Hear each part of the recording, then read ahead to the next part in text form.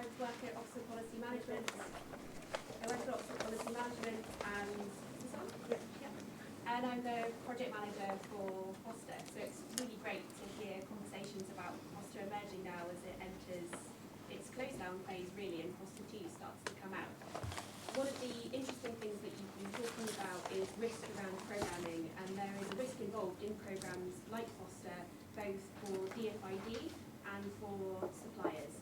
And that can be around changes in governance linked to things like payment by results, and the way in which suppliers have the opportunity to try and shape business cases and put in bids that offer something perhaps a bit different and DFID's receptiveness to that. You touched a bit on DFID looking at the way in which risk is approached. I wondered if you could talk a bit more about the types of mechanisms DFID are looking to put in place to encourage risk at the premise of having a greater reward on some types of programming. Thank you. Okay. Thank you very much. I'm going to take questions in groups of 4. If I can ask that everyone please say who you are and tell us where you're from. Speak into the microphone as well, because we have online viewers as well. And please make your questions very brief. Thank you. Okay. So I saw, it's one behind there, one here, and then we'll take that as a group of 4, and then we'll come on to the next round. Thank you. Yes, thank you very much to the panel. Really interesting. I've not read the report yet, so obviously I need to. Gareth Wall from the Commonwealth Local Government Forum. I was interested in subnational engagement. Obviously, both Nigeria and now Nepal are federal. Did that make any difference? Will it make any difference for Nepal? But also not just the federal structures and the capitals and Lagos, but other urban entities or otherwise where the majority of the growth is happening. What role is there for city governments and governments? Thanks. Thank you very much. Yeah. Okay, thank you. Hello, Graham Baxter, independent advisor working with Business Fights Poverty.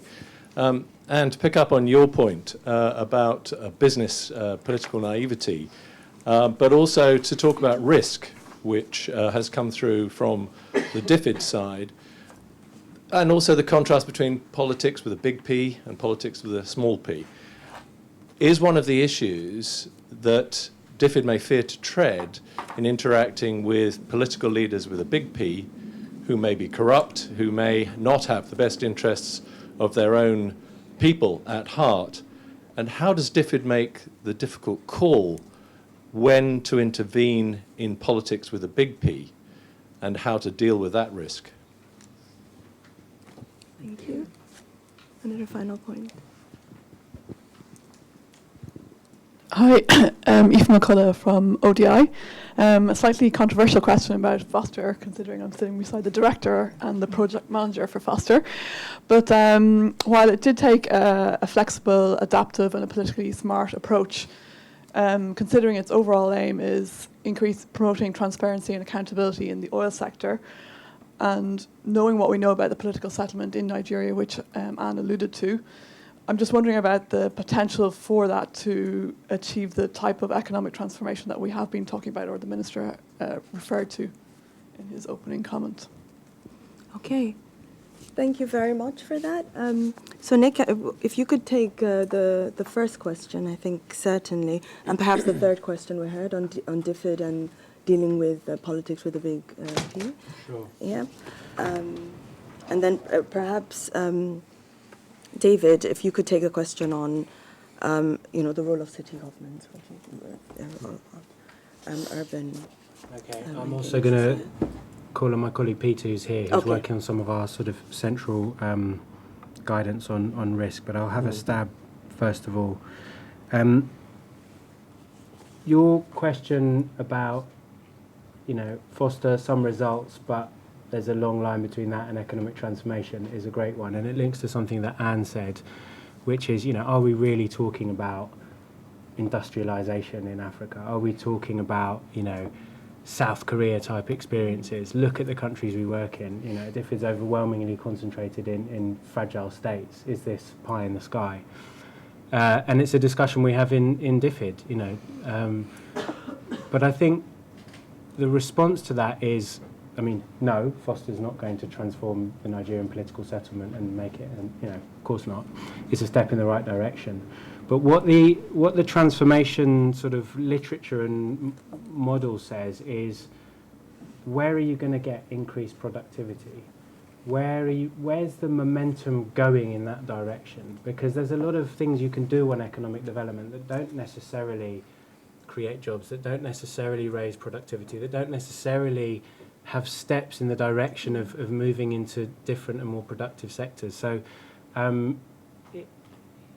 we're very realistic in DFID about what that looks like, and are not pretending these countries will leap in that direction. But I think you have to always ask those questions about where those changes, where those dynamic spaces in the economy are that can help move countries along, because that's the only way that poor countries have ever got rich, is through this transformation. So yes, let's remember the timeline, but I think you have to always ask those questions as you've done. And I think linked to that is, and linked to this question of big P and small p, one of the things that was exciting about Foster is that the big P political environment was pretty difficult, particularly in the time when Foster was working. So they did some really interesting things. They looked for change in some really unusual places. One of the anecdotes from the report is, there was this completely marginal oil spills agency. I went to the building and it was kind of crumbling, and it was a complete mess, and you went and spoke to them. And the Foster programme, and due credit to OPM here as well, of course, they managed to link in with a NASA satellite and link that agency with a decommissioned satellite. I'm going to get the technical details wrong, I'm sure, but basically use satellite imagery to show where the gas flaring was occurring, use that imagery to calculate the value of the fines that the government should be levying on illegal gas flaring, put that in the public domain, link it up with the international media, and show the kind of opportunities that the government was foregoing because of these gaps and their inadequate regulation. Who would have thought that change would exist in this marginal... So, sometimes you go with the grain, you work with an executive that you can do business with, and sometimes you have to think creatively and go elsewhere.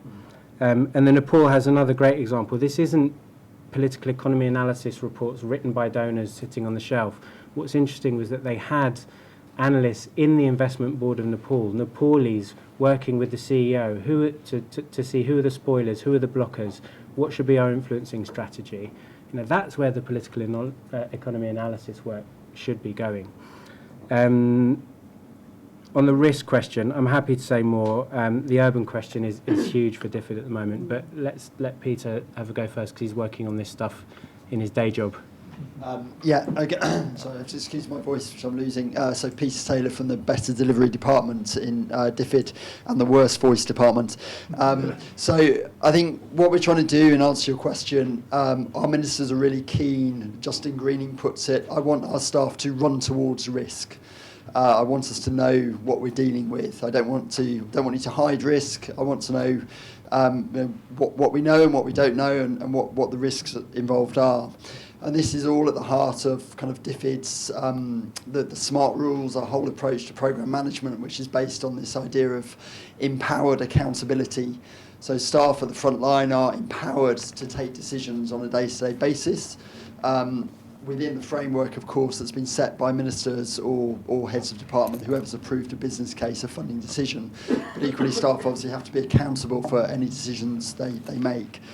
So specifically, I think what as Nicholas alluded to, and David did as well, I think it's this idea about cultures and behaviours, trying to make staff feel more, and implementing partners, more comfortable with this idea that it is okay to take risks, that it is okay to go into a programme not exactly knowing what you want to do. Big picture, what you're trying to change and the overall outcomes and impact, but maybe you don't know actually what your outputs are going to be. And it's okay to spend the first year or two thinking about that and trialling and testing different things. So specifically on risk, to try and help staff feel more confident and to adapt more flexible and adaptive approaches. We're just rolling out a new risk management framework in DFID after sort of 12 months of quite intensive internal and external consultation about that. So setting out clearly what the categories of risk are, tools that can be used to measure and mitigate, etc. We're also piloting some work on risk and return. So this is obviously very relevant to this conversation and this report as well. So trying to get departments to think carefully about their whole portfolio and to locate all of their individual programs across the spectrum we're now using kind of 4 categories of risk, and think about what the risks are and what the potential return is. And the message is that, you know, for some places it's fine to take risk. It's fine for programs like Nepal to fall flat on their face. If it had done, we still would have learnt a lot. I still hope we would have written it up. Maybe not with such fanfare, but there would still have been a huge amount of learning from that. So, and also, you know, we're rolling out new training for staff on risk. We're trying to do more work with our implementing partners, but obviously we can't do anything without them. And specifically on the flexible and adaptive side, lastly, you know, we're working very closely with ODI and others to try and come up with sort of various tools for staff to feel more comfortable about managing risk, about just adapting more and developing more flexible and adaptive programs. Thanks. Could I just add a little bit on that topic as well? I mean, I think we're at a very sort of interesting moment right now, where DFID is, or at least parts of DFID are wanting to move strongly in the direction of more flexible and adaptive programming. The big suppliers, or at least the sort of vanguard organisations on that side, also want to do that. And I think, in fact, I mean, Oxford Policy Management's handling of the Foster opportunity is probably exemplary. But there are different views, I think, at the moment about whose fault it is that we're not able to move faster on this. And I've been in lots of meetings, in fact, where both DFID representatives and supplier representatives or NGO representatives have sort of been blaming each other for not making. So I mean, it's a very interesting dialogue, I think, in which both sides probably need to be pushing the others. And there is a bit of a concern among the big suppliers at the moment that DFID wants to transfer risk to them, big time, and that if that were the case, that would be quite an obstacle in taking this agenda forward. But more broadly, on the question of what are the sort of opportunities within sort of federal structures. Massive, I think. I mean, the basic principles that we see illustrated in these 2 cases apply to lots of productive sectors and to all levels of government. Thank you very much. Can I just say, something about risk. Also, I think it's really difficult to be in DFID if you're looking at the political context going wider than the development community and people like this involved in that dialogue. How much risk could we take? The context is that DFID can't afford to lose a lot of money because of the public criticism of the DFID budget and how much money we're spending on people over there. But also you can't make a lot of money. So it's much more difficult than running a business, it seems to me, because you're supposed to get it absolutely right. And I do think the risk management, again, it's very good to have a minister that says we're going to take a lot more risk. But I do think if there were to be a series of expensive failures, there'd be a political context here. And I think one of the difficulties I think we have is when we're speaking to ourselves, we mustn't forget there's actually quite a lot of criticism in the wider political scene and a lot of ignorance amongst our own politicians about what is actually happening with this budget and with the, you know, I just think it's worth remembering we've got our own political context and not just the insiders in the development community. Thank you very much for that, Anne. Another round of 4 questions. Another round of 3 questions. I apologize because I'll take one online question along with this group. Thank you. So one hand here, one there, and one there. Okay, thank you. So you can begin. Okay, you start. You start. Director Veld from ODI. Okay. Thank you for next discussion already so far. I suppose in thinking about economic transformation and job creation, it's quite important to think about what moves this ahead. And traditionally we thought a decade ago that just getting the investment climate right is part of the story, or is almost everything to do. If you got the investment climate right, then investment will come. I think we have come to the realization that just getting the investment climate right isn't enough, and we're getting now much more in detailed interventions and strategic interventions to push transformation forward, so the selective interventions, and that's what David mentioned about targeted interventions, and that involves risks. And that's, I suppose, is where the flexible and adaptive approaches come really handy. And we've heard about DFID approach now to flexible and adaptive approaches. And last week, as David was saying, we heard it in the Africa Transformation Forum. There was at least one leader, as Paul Kagame, who's suggesting that leaders should also take a flexible and adaptive approach. These were the words that he was using, and he was actually saying countries make mistakes. Makes mistakes, and you need to learn and then move on. Now, I suppose DFID is thinking about it, and we talked about who's taking the risks. But I'm also interested to hear how CDC and TILO are thinking about these questions. If you think about targeted approaches, then of course one is to do proper economic analysis and think about, well, what is creating the most jobs, or what is getting the biggest benefits. That is important, and that will give the biggest bang up for the buck. But I suppose what David is putting on the table is also that these interventions, these strategic interventions, need to be politically well informed, and that doing by them being more politically informed, you reduce the risks, and you have a better impact. So I was thinking about whether CDC's investments and TULO investments are explicitly thinking about political analysis in their investment decisions. Okay, thank you very much. Hello, my name's Neil McCulloch. I'm also a member of the Bad Voice Department, I'm afraid. I'm the project director of Foster, which means that I take all the credit and Joanna does all the work. I had two questions I wanted to follow up on. One was this issue that David was raising about dialogue, and I think it's a tremendously important one. I really enjoyed reading the paper, and just about the only thing I didn't agree with in the paper was the point at the end where it was saying service providers really need to get on board with this agenda of bringing the politics into economic development. I think a lot of service providers are already on board with that agenda. The Foster program wasn't designed by DFID. The Foster program was designed by OPM and implemented or redesigned by OPM during the inception phase. And that's true. I'd love to claim it was only OPM, but that's true for a lot of service providers are already thinking and working politically. And so they think the interesting question is, how can we make sure that there's this dialogue, this constant dialogue between service providers and DFID, so that we're learning the lessons from innovation from the private sector? It very much relates to the point that Anne was making, which is that when you're in a think tank or academic and so forth, people are listening to your views. But when you're in the private sector, they assume that you have an interest, and therefore no one's actually coming to you to ask you your view. The second question I had was perhaps a little bit of a controversial one, which was to do with payment by results. We've talked a lot about the importance of flexibility.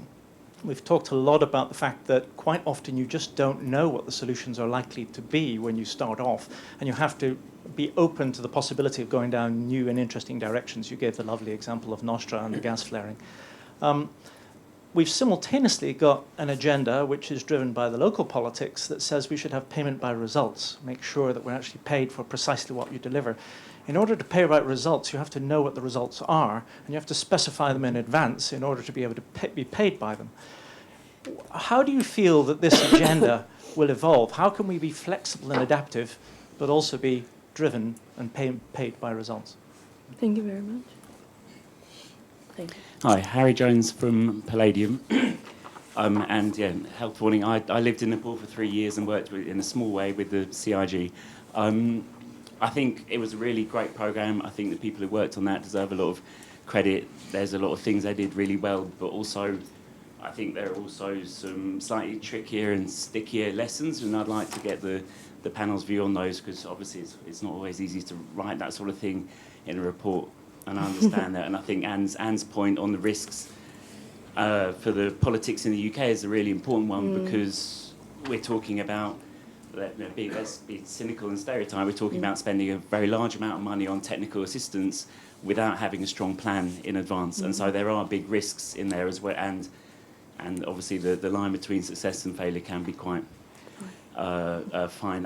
For me, I would say that if we're going to get out in front of this and look at what are the problems which those programs faced, which we need to get ahead of rather than wait till it goes wrong, I would say CIG had some problems with engaging more widely in the Nepali government. The investment board was set up specifically to insulate the hydro projects from the local politics, and so that's why I would say it was a very good bet for spending a lot of money. But on the other hand, many other problems in Nepal can't be solved by sort of being insulated in that kind of way.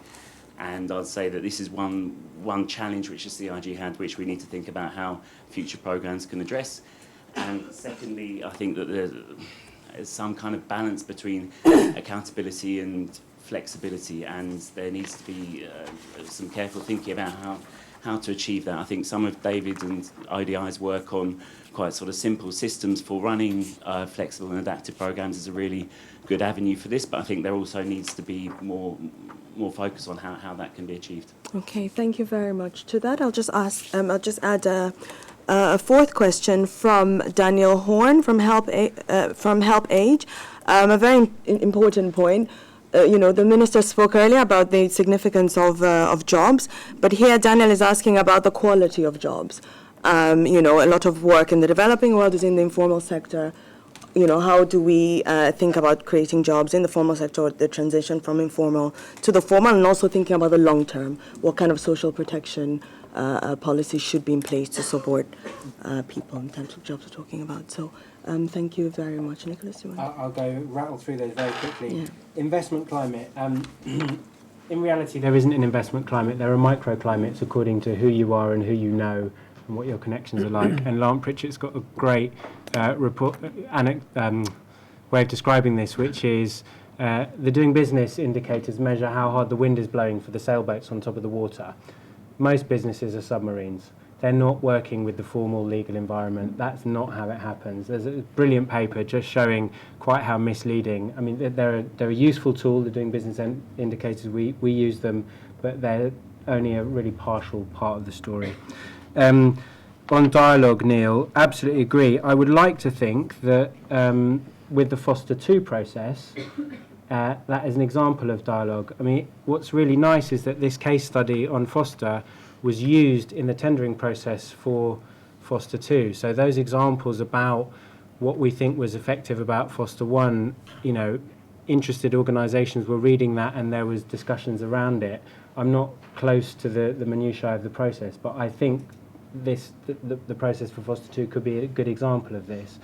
And on payment by results, what's a result? I mean, we just need to be really smart about not over-specifying. It's the same discussions DFID had with partner governments around budget support or conditionality.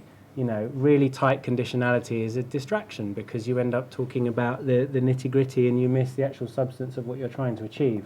So as long as we don't over-specify the results and have an intelligent approach, I don't think it's impossible to have a payment by results approach. Yes, the sticky stuff on Nepal. In the report, we are quite upfront that there is a long road before, a lot of these things come to fruition. But I think this example of insulating the Nepal stuff, I think it's, as David's underlined in his write-up, what's interesting about it is instead of building capacity across the board, we are going to strengthen capacity in general. What they did with SIG was they said, we are going to build capacity in the process of landing some specific tangible deals. And that completely changed the incentive structures. There are big questions about sustainability, but I think there are also lessons for how we try and do capacity building, which is often far too broad and cross-cutting. And actually, it's the learning by doing stuff of working on some of these things concretely and achieving results that probably makes a bigger difference. And then the HelpAge question, sorry, I didn't note the name.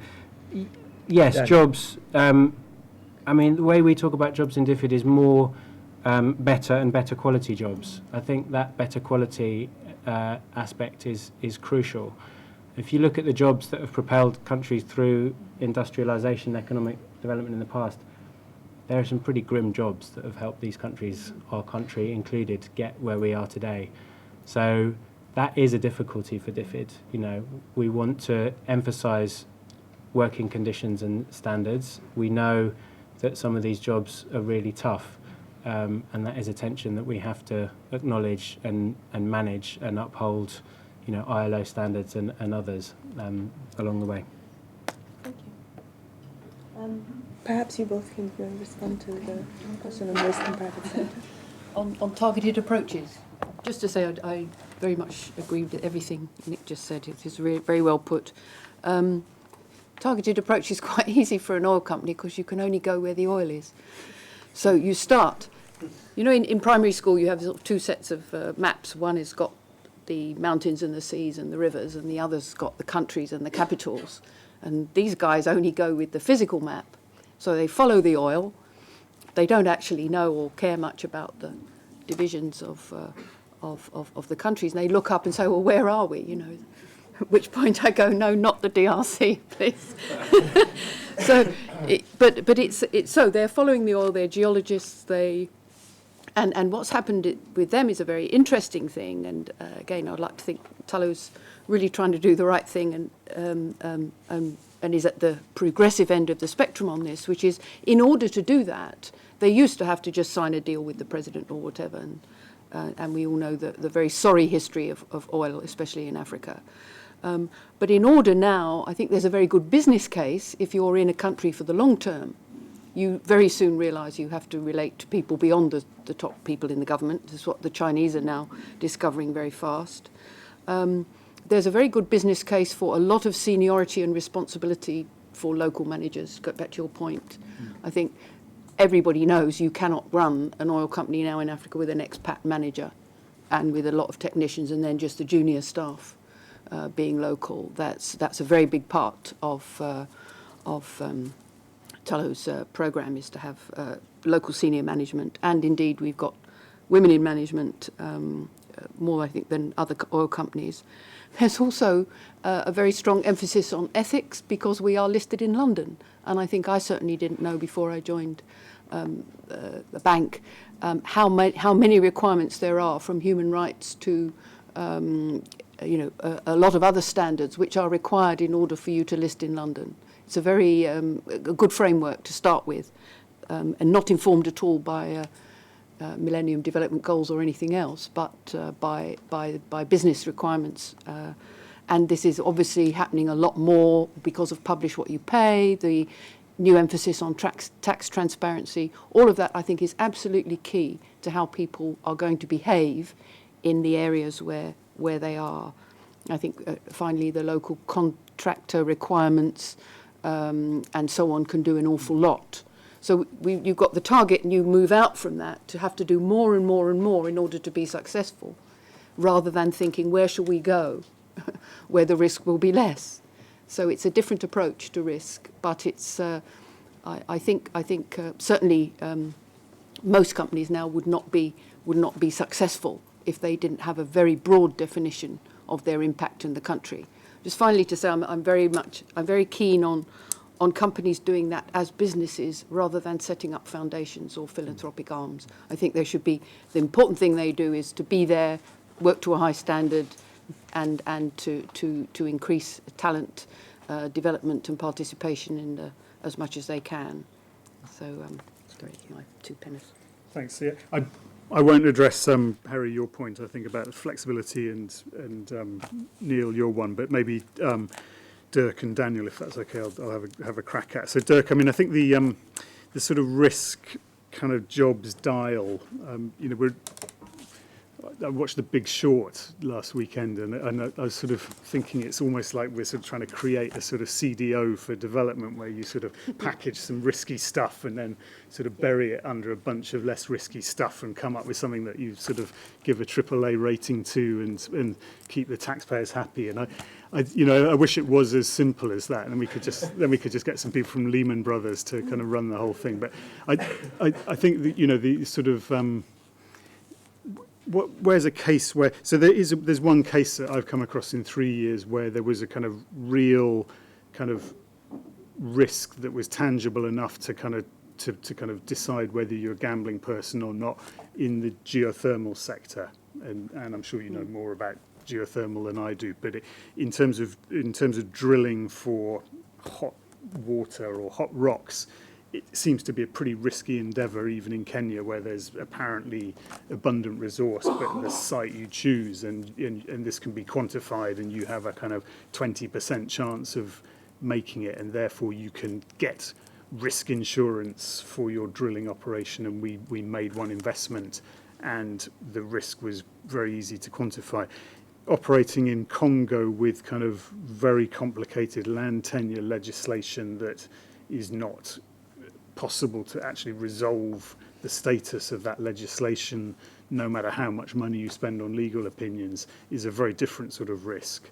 And I'm not sure overall whether there would be any sort of correlation between risk and kind of reward in terms of job creation or transformation, that the riskier projects are going to lead to bigger rewards or not, or even vice versa. But it's something that we could maybe do some work on and bring back to the audience. In terms of the job quality, I think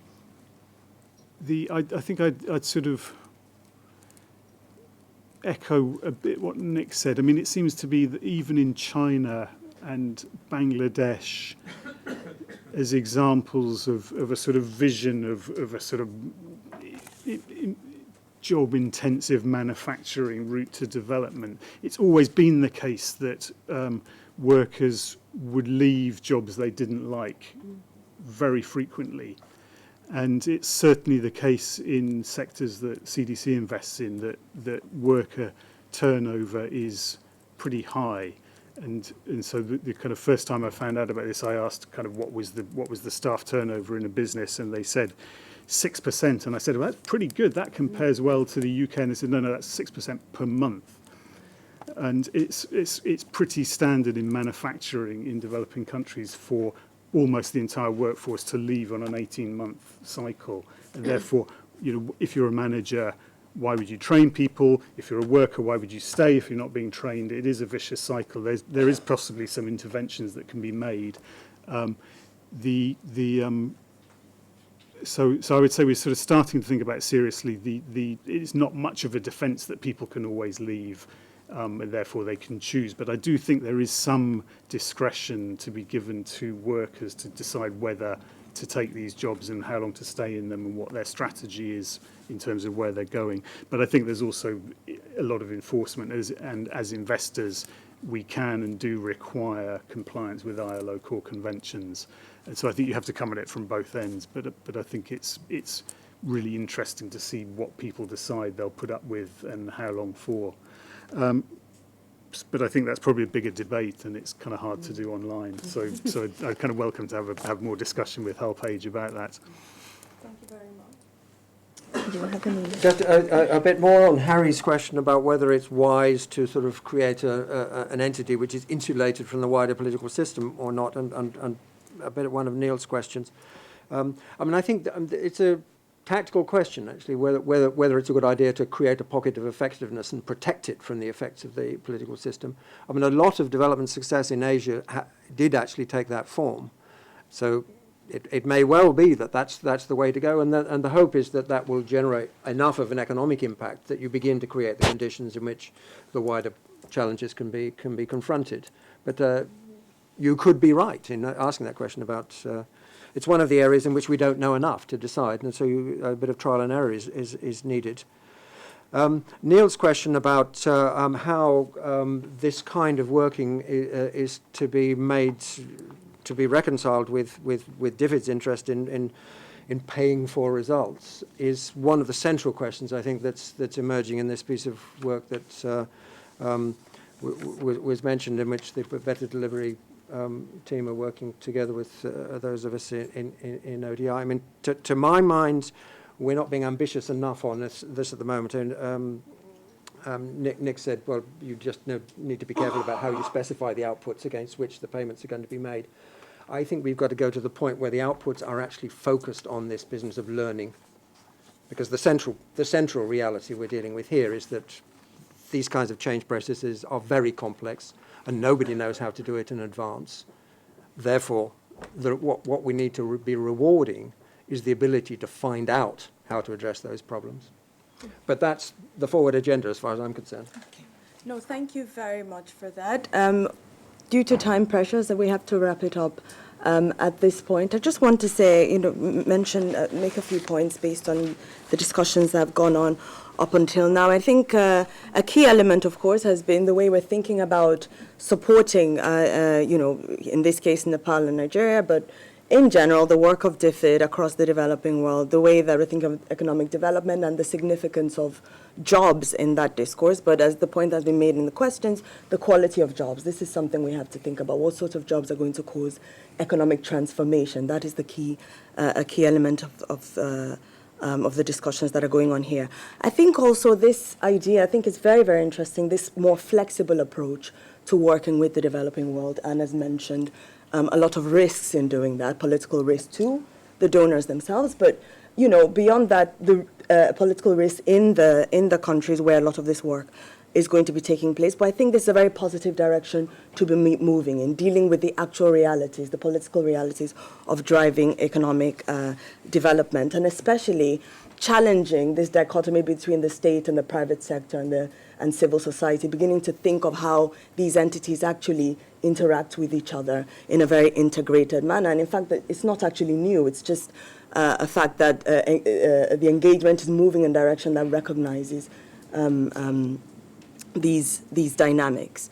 I think a significant point to bear in mind also is also the change in the developing world itself. Many African economies that have been considered as poor, low income, there are a lot of changes going on there. We've spoken about Nigeria extensively here, but Nigeria is the 22nd largest economy in the world, larger than many, well, not many, but a few European economies at this point as well. And also the way that, how does DFID also negotiate its continued support of Nigeria vis-a-vis the political context here as well? Those are questions that, come up again and again, especially in periods of austerity, where, the local citizenry is questioning the sort of expenditure going on in terms of ODA. So I think that's something very significant to think about. We've reflected a lot, thinking of Nigeria again, the oil sector. But, I think the current period of commodity price decline is also speaking to the fact that reliance on natural resources is very problematic. Again, this isn't something new. We've always known that this was the case. Now it becomes more real to everyone, the challenge around this. So it's very important dealing with, the political economy of this space, dealing with improving job creation in the sector, but I think also beginning to think about the linkages between the petroleum sector and other economies. And I think not just for Nigeria, but across the developing world where you have very strong mineral resource sectors, it's very important to begin to think of how one encourages those linkages. But bearing in mind the point that was made before about vested interests around that, about those that like things the way they are. How does one negotiate and deal with those realities? Well, I'll wrap it up there since we really have to close off at this point. We're going to be having lunch, so I think there'll be an opportunity to really engage our very, very distinguished panelists here who have done an excellent job giving us some very useful information to debate here, and also dealing with all the questions and comments that were put to them. So if I can request, I would give a very big round of applause to our panelists. And also to you for engaging them so ably. Thank you very much for your presence here, and your engagement has been very important to making this the success it has been. Thank you very much. Okay. And thanks to you. Thank you. Thank you very much. I do. Did I know that? I worry that I'm... No. It's highly possible, but I didn't. Emotional. I really like it. There you go. Yeah, it's very.